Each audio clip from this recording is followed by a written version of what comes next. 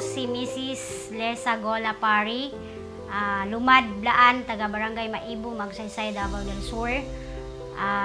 Ako nagpasalamat ngadto sa LGU Magsaysay tungod sa dakong tabang sa 10 days training nga gihatag kanamo sa mga daycare worker sa Magsaysay, Davao del Sur.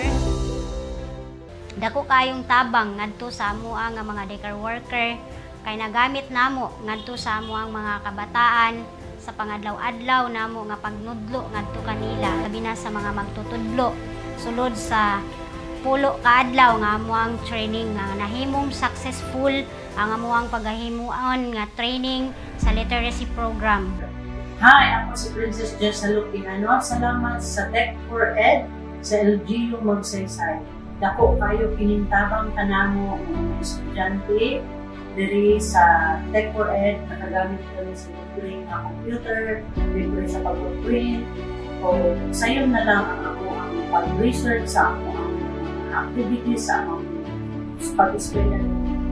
Dako kayo og pasalamat lungsod sa Magsaysay sa partnership nato with the ICT na kini mao initiative na tatabang sa atong mga katawhan sa pagpadali.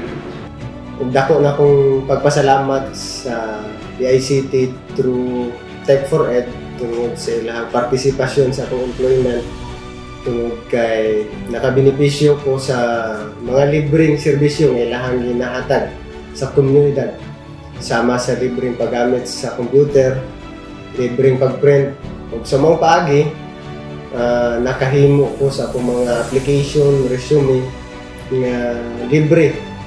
I-partner na ito ang lungsod sa Magsaysay na kinahanglan ang magbiyahe kung hindi ang services na pwede i-provide is through online services. My plan for the next 3 years at the Tech4Ed centers in Magsaysay, Davao del Sur is to focus on expanding the digital literacy programs, improving to access the technology in fostering community development and through ICT and innovation.